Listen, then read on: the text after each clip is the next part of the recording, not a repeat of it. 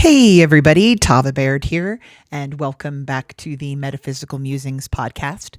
I just wanted to let you know that the beginning of this podcast this week sounds a little bit bumpy in that we don't have our normal intro of us going, "Hi Jen, hi Tava."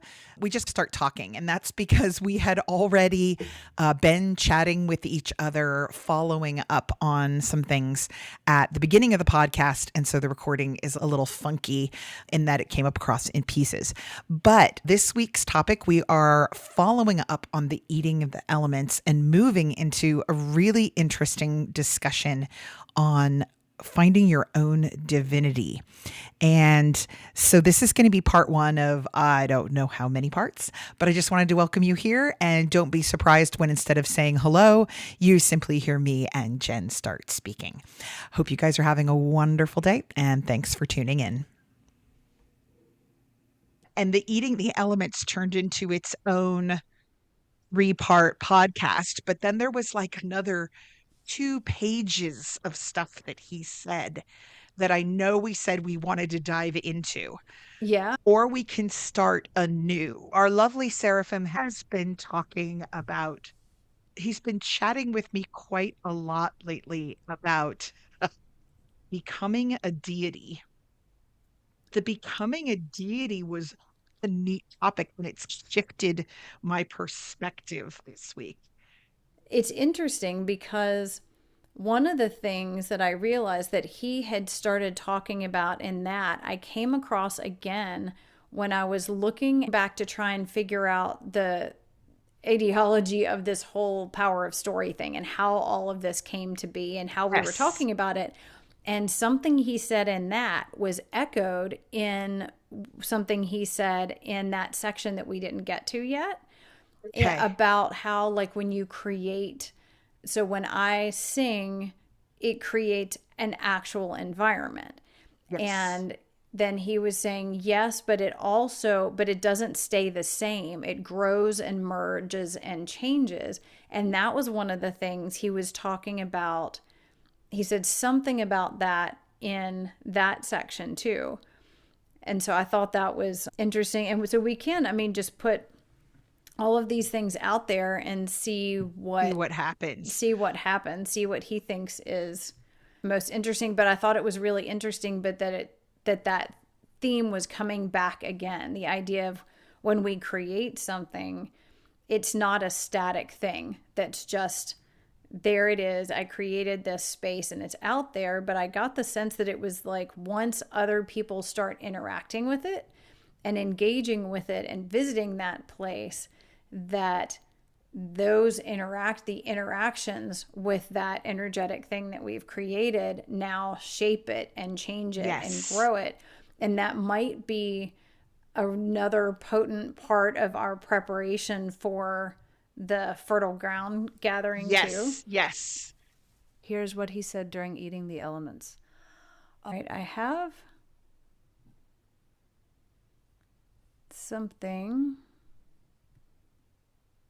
Yes, you may eat the elements, Shala.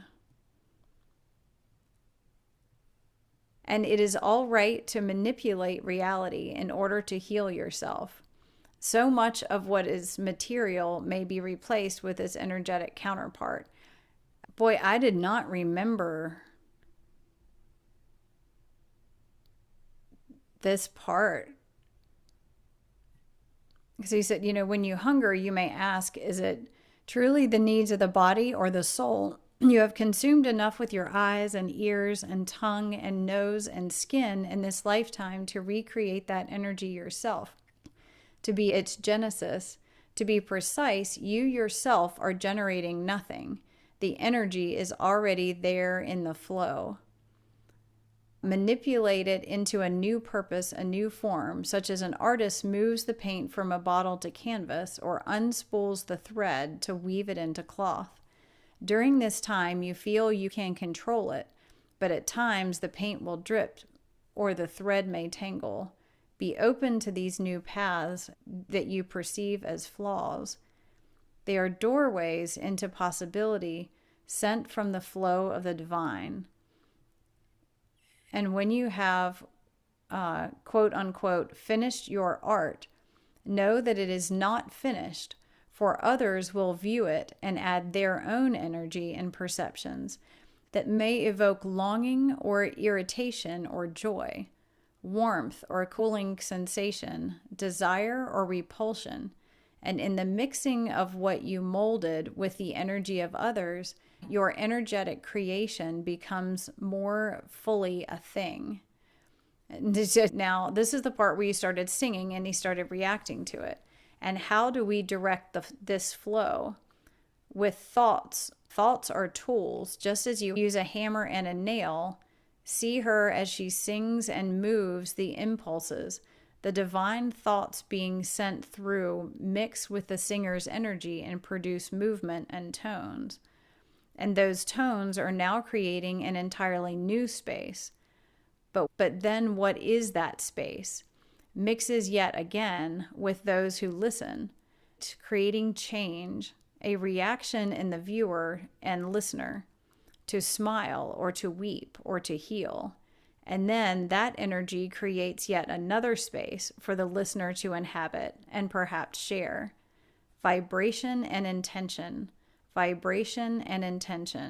divine alchemy. This is the basis of what you call magic. Yeah. It's so interesting hearing it the second time, like hearing his words after we had processed so much other things and then after time has passed. Because I remember listening and thinking, what is he talking about? And now I'm going, this makes perfect sense. Yes. Isn't it funny that way? He's asking about singing. And then I was thinking maybe if we had some questions, then if you wanted to sing, I can see what he says in response to those questions. Yeah, sure. Absolutely. All right. He is already chit-chatting and saying, he said, yes, yes, sing now. It is time to speak of hunger. Oh, we're going back to hunger again. Which is interesting because I have so many times when you talked about like having this intense hunger, this intense craving for food that you just couldn't quench. I was like, I didn't have that much of a personal resonance with that. And in the last several days, I've thought, I know what she's talking about. I am consumed with hunger.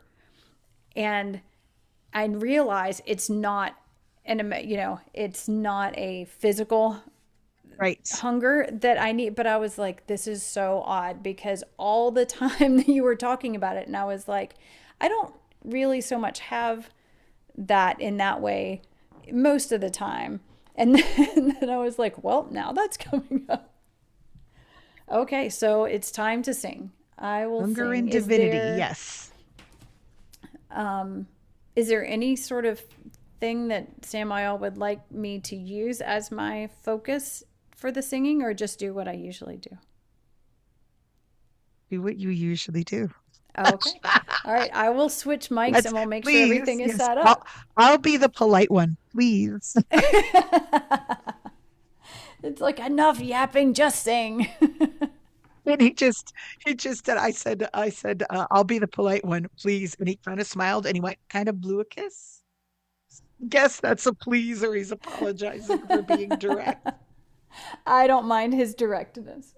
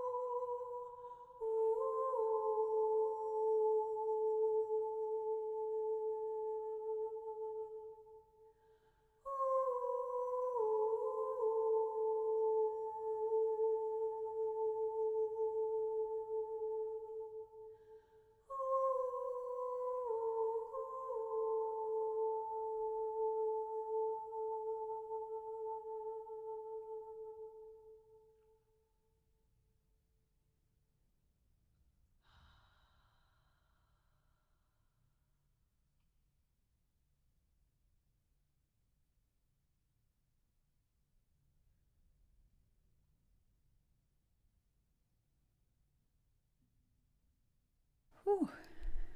was really incredible Okay. because when you stopped, I was like, oh my God, oh my God, oh my God. And I could tell he started to wrap things up and kind of fade a little bit at the end.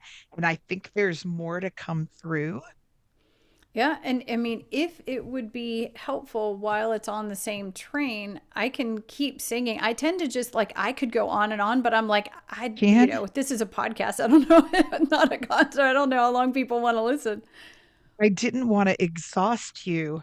Now I can either read you what he has and then we can go back to more song maybe when we have questions about the first part, because maybe that will help us drill down. But I got the feeling he was just gearing up and kind of getting started, and there's a lot of stuff coming through. Yeah, maybe rather than interrupting that, because I think sometimes then we end up on another thing and then another thing and Yes, we interrupt it. And I'm definitely still in that energy enough that I could step back into it.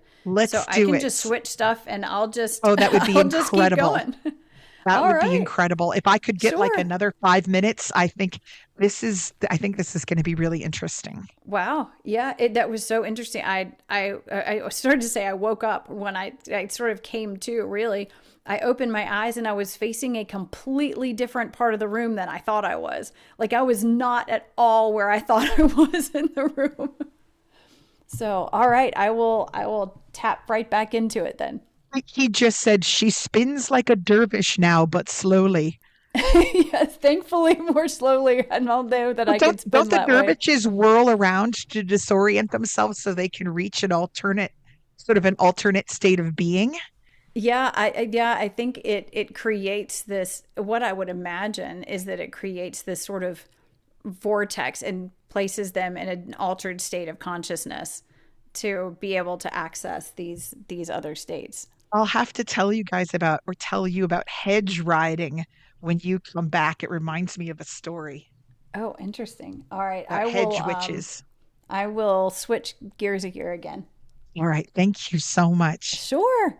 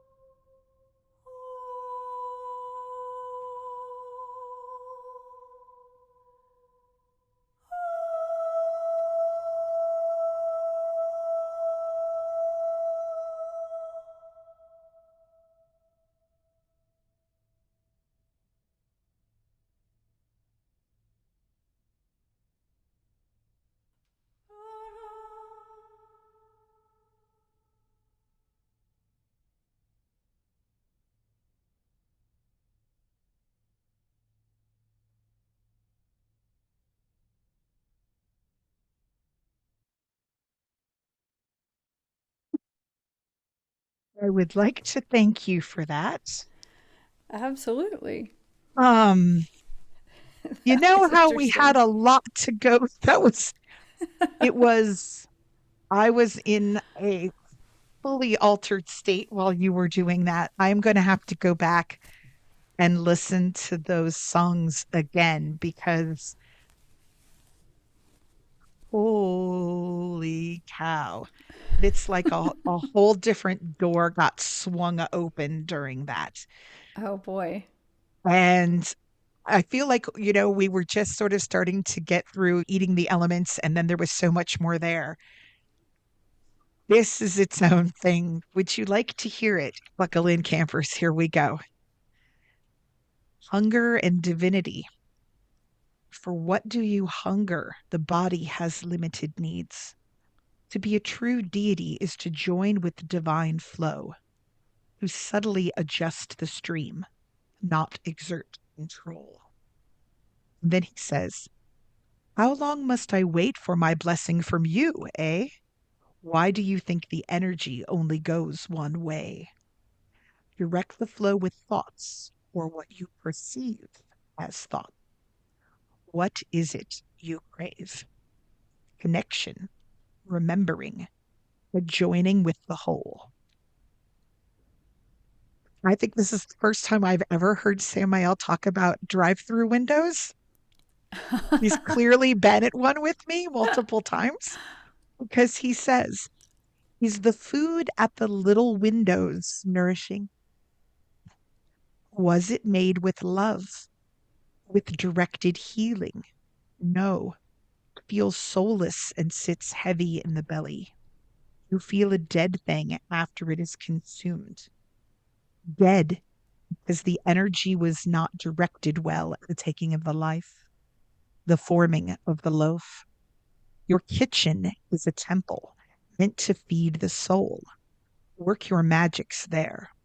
It should be a place of invoking, of blessing, of song, honoring lives and time devoted to the food, communing with vegetables and flowers.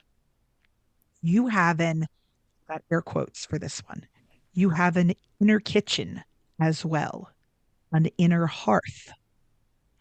Most do not tend its fire. And then the stones grow cold. Let us speak of becoming Hestia.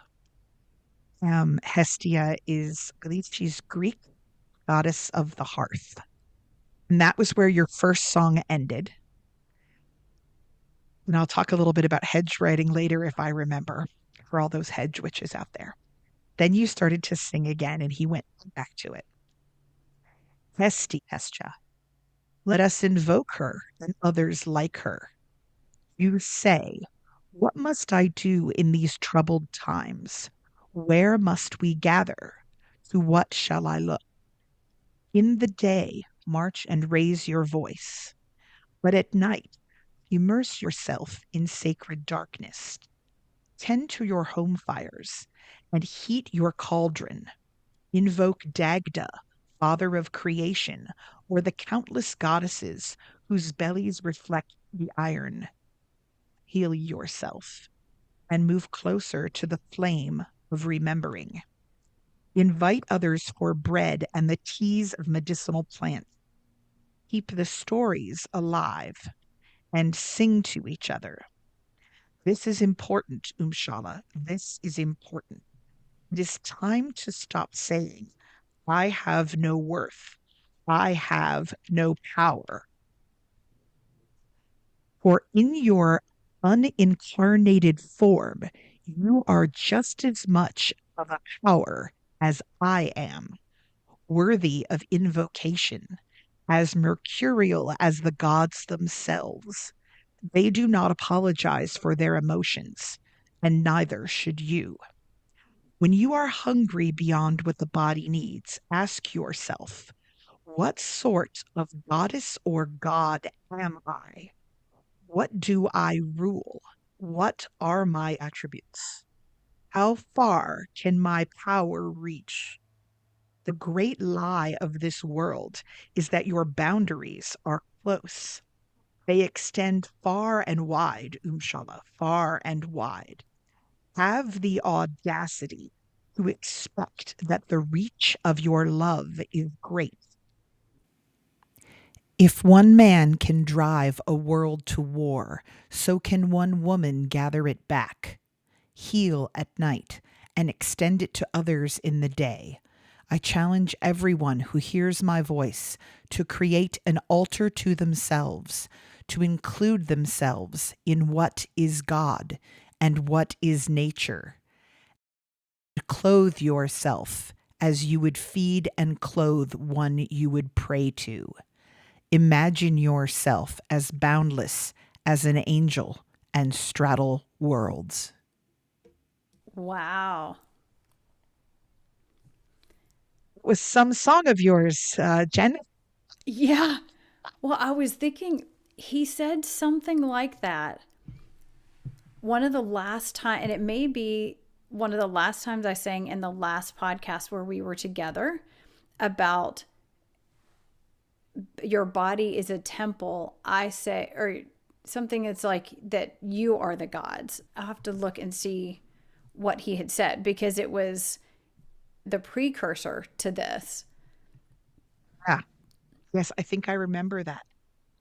Let me see This if I can is, find it while we're I talking. find this really interesting that he's talking about people who have the audacity to believe that their reach is wide and that they are unstoppable. If we have that same audacity, but we turn that energy towards love and caring and shoring each other up and motivating each other, who is there to say that we cannot have as wide a reach?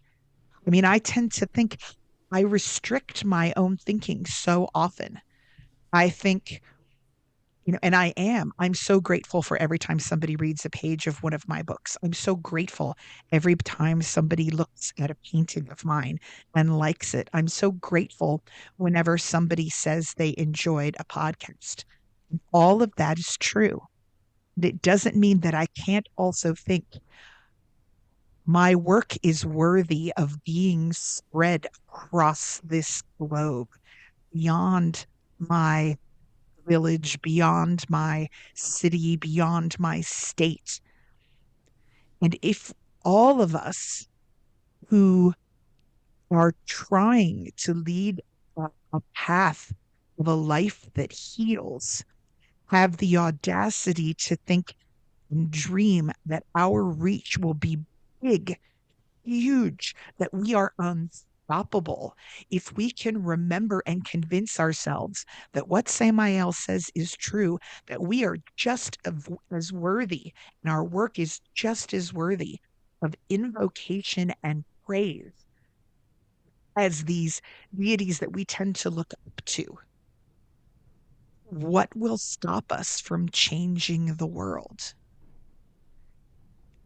And the thing that I think struck me the most about this is him saying, how long must I wait for my blessing from you? I am always saying, Samael, watch over me, Samael, talk to me, Samael, blah, blah, blah, blah, blah, blah, blah, because I've always imagined that he has this great power and ability and that I am this lesser creature. But he is telling me that it isn't true, that I am asking for him, his blessing, but he is also waiting for mine, and that he sees me as worthy of giving them. And that's just, that's not the way I was raised. It's not the way society tells me to be.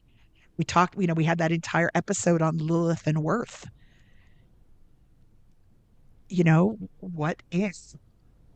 What if we can empower everyone to spread love irrationally wide? Yeah, it is so beautiful. And I think one of the lines that really struck me too was that something about if one man can bring the world to war or break everything, so can Yeah. one woman can call it back or can Right. bring it back. And I think sometimes, especially in the presence of seeing someone who knows the power that they have and from that is able to cause so much destruction and chaos, not that it's a good power, it's a power coming from anything that we want put out there, but it tends to put everyone in more of a helpless kind of state and more of a state of thinking that we don't have power to counteract it, or what can I do?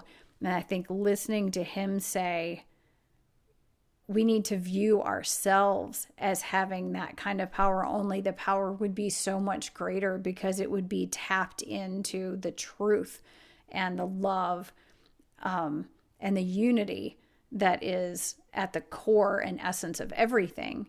Like, how much more powerful. And I love that concept of expanding that. I love that. I think you called it irrationally wide. It's like that, expanding our power to be so monumental. And wow, that kind of healing, doing that kind of healing for the world, and knowing that and owning that, and multiple people, lots of us doing that, the effect that could have is just mind-blowing. Was it's very funny. He interjected, I am not being specific to gender, Umshala. I think because we said if one man can destroy the world Right. and one woman can build it, men can build it too, right? And in Yes. a lot of And however you cases, identify, however you it's not a identify, gendered thing. no, it is not a gendered thing. I think he tends to sort of speak poetically, right? Um, he also says it is easier to destroy than to build. But I invoke you and I have faith. The world cries out for your intervention. So if instead, imagine we just reframe ourselves instead of being little helpless mortal beings that look to the gods and say, help us, save us. If instead we realize we are those beings. We are placed here with physical forms so that we can move things here, so that we have voices here. That some of these deities, they don't walk the same way here that we do, but we have physical forms. But if we recognize ourselves as timeless and as knowing that these physical forms are not forever, and use them as tools the best way that we can, what might we create? And to hear him say, I invoke you, right? When has that ever happened? Yeah, I mean, what a powerful statement and thought and idea. The idea that the angels, a seraphim, has invoked us, all of the us's listening, all of those, has invoked us to bring about rebuilding and change and healing. I mean, it is, and you were talking about how these other forces exist and work here and interact with us all the time, and we are in physicalized bodies. But if we could be in these physicalized bodies and aware of our limitlessness, to be in this physical world, but with the full remembering of everything that we are, the power of that seems just exponential, to have both a physicalized body and the remembering and tapping into the power of all that we are, that we know fully and remember fully and experience fully when we are outside of these bodies, when we shed these bodies. The combination of that feels really powerful. Getting another little something from him.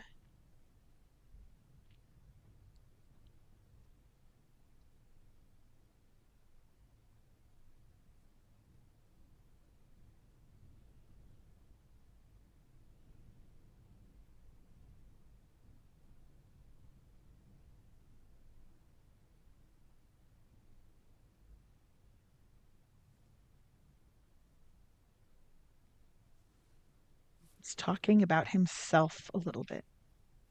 He says, because he was talking about we are all deities, he said, I am a god of rebellion.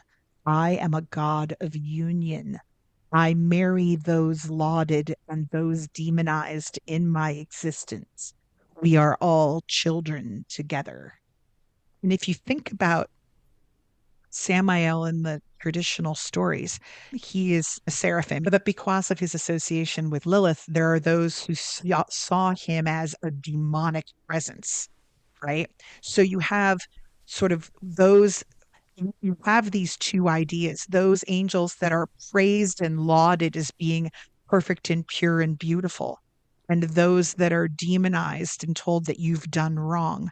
His being is a rebellion against that idea that some of us belong in the yes, I am pure good category, and some of us are bad or evil. He takes from us that concept of lowly sinner. It's saying that all of these need to be together in one group. We are all children together. And that idea of separation, that you are one thing and I am something else, and there is no way that we can ever form unity, is what one of the things that he is in rebellion against that concept. So that if you've been told you are nothing, he does not accept that.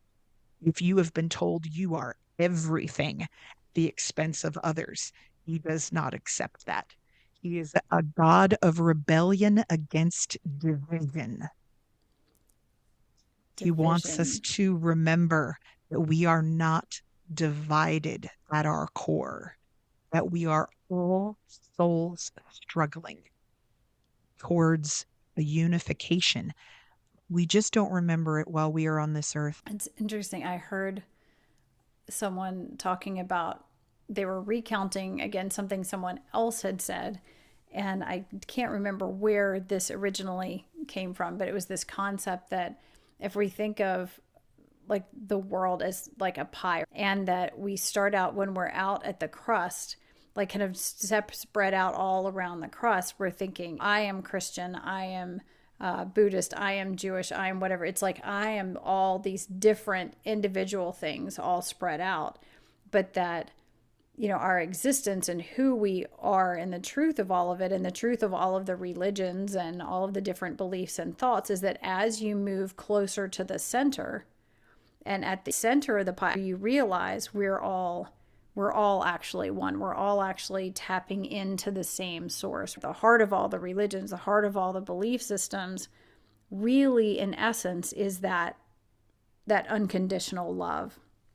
And that once you reach the very center of it, you recognize that there is no separation. There's nothing, you know, there's nothing separate. And I thought that was an interesting thing, of that the division as being entirely a matter of perspective and false belief and false perspective.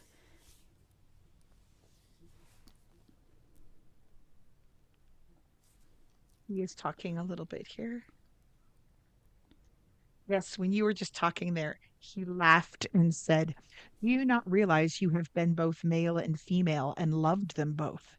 You have lived as all races, gone on many pilgrimages for many gods. The singer speaks true."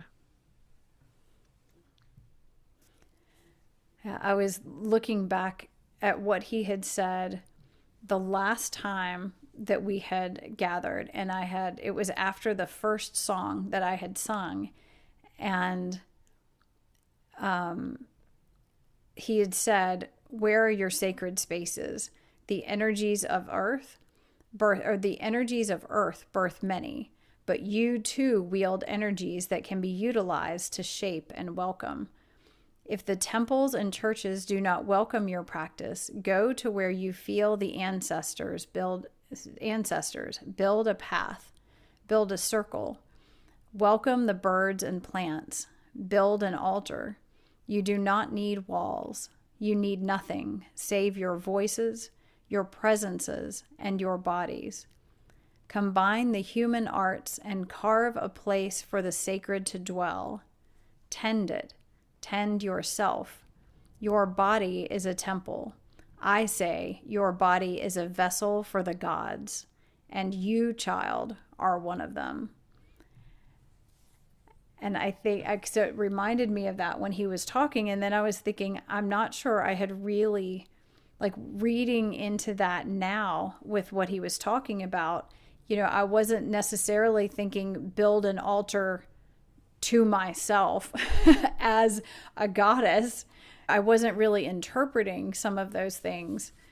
And also, I think the pointing out, save your voices, your presences, and your bodies, and carving a place for the sacred to dwell. The idea, again, that being embodied doesn't have to be quite as limiting as we think of it as being. It's like our bodies can be this incredible tool and vehicle to bring through that much more of spirit, because we have the combination of that, the awareness then of our full power and our physicalized opportunity, our physicalized body as an opportunity to manifest it here. A little more as you're speaking. You are your own ancestors. And if you think about it, we've talked about this before. If we've been here multiple times, we may be, so if we were here in an earlier time. So if you're asking your ancestors for help, some probably all of those ancestors are you. Yeah. And he says, you are your own ancestors, and I have loved you across space and time and will continue. You are my kin of the stars. Take us into your kitchen and be blessed. Set aside your fear and feast in the hall. That's really beautiful. Wow. It's interesting. One of the things that I've been with the idea of you are your own ancestors is kind of tying into, I know we've talked a lot about, probably more off camera than on, about the idea of skipping timelines, and Yes. having multiple people having told me that I skip timelines and that everyone does this, but that I tend to do it like almost continuously, like all throughout the day, lots more than is apparently, I don't want to use the word normal. Average, maybe. Yeah, the average, yeah, that's more typical, I guess. And then I've signed up for this quantum psychic surgery class, and I've been listening, and I've gotten some things from it that of exercises, and it's talking about, again, this quantum understanding, this idea of multiple layers of, and I may not be using the term quantum right in that sense, but this quantum physics, quantum mechanics kind of understanding that we exist in all of these different layers, like in this multi-layered universe, in this kind of multiverse, and that everything is happening at once.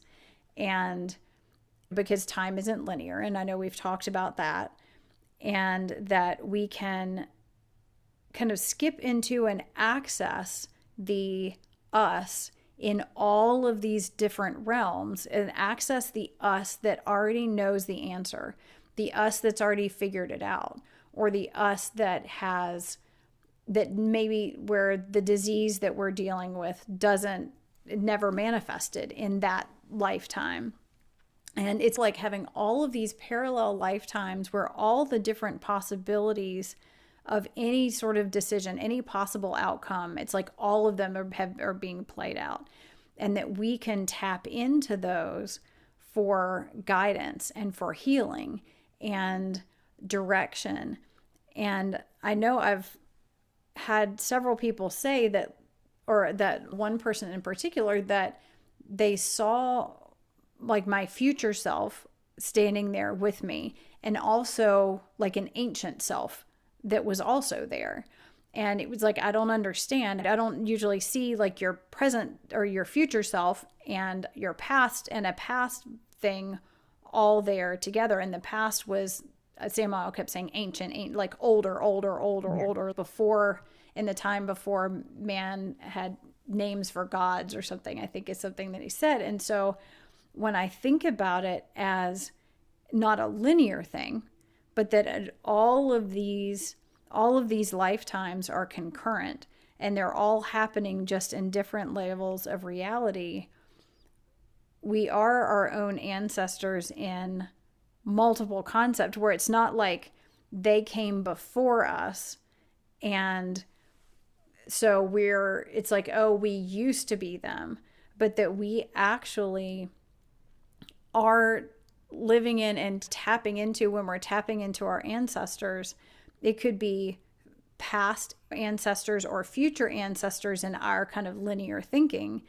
But Right. really, it's like versions of ourselves that are existing in all of these other realms and can access each other. I know there was I want to say her name was Mira Kelly, who does like past life regression and things like that, that talks about accessing other versions of yourself within other timelines, and asking them, like, if I have a question, ask the one that has the answers or that has already manifested all of the things that you're trying to manifest, to send you the information of the most efficient steps to get there. And then also, when you figure something out, when something goes really well, consciously sending that to the versions of yourself that have not figured that out yet, that might be struggling, that might have taken other paths, that might be confused. And so I think it's really interesting, the idea of being a blessing to our acting as an ancestor for other versions of ourselves that maybe haven't kind of figured out some of the things that we figured out, and Right. being the one that they access, and then also tapping into the other versions. And the way that she does this healing, this is a Cindy Dale course, and she talks about all of the working with the geometry of the different levels of existence, like the different, oh, what is the word? Dimensions. Because people talk about, like, we're in the third dimension and there's the fifth dimension and all these different things, that each dimension has its own kind of properties and what it's kind of specialties almost, and has a sacred geometry that's associated, or a geometry that's associated, and that you can use that geometry. Like the first dimension is really like a line. It's like points with a line in between them kind of idea. And that you can use that then to connect to the dimension where what it is that you're wanting to heal or access, and kind of switch out that, replace that blueprint, that building block, with the building block that's the building block that is healthy or has the information. So I would love to see what Samael's perspective is on that concept of our own ancestors, or that interpretation of we are our own ancestors, being more of a concurrent thing than the way that we think of it as past and future, when some past life that happened already and is over kind of thing, versus all happening at once. You want me to pop in for a minute and ask him if he has any comments on that? I'd love to. I'd That love would to be find out that about would it be too. awesome. Yeah. He wants to know if you will sing live. I will absolutely. I will You pay sang the so toll. much today. I am happy to sing Poor in thing. exchange for answers. Just this episode is going to be its own album. Like, there's so much. You're like, I'm on the B side, Samael. What else do you have to say? Yeah, I am more than happy to sing for sing for answers. Oh, this isn't, he said, it helps me to manipulate the words in a way you can understand. Oh, that's fascinating. Feeds energy towards me. Really? So I maybe was that's one of the reasons that he's actually using the power of your song to be able to translate what he needs to say into something I can understand and write down.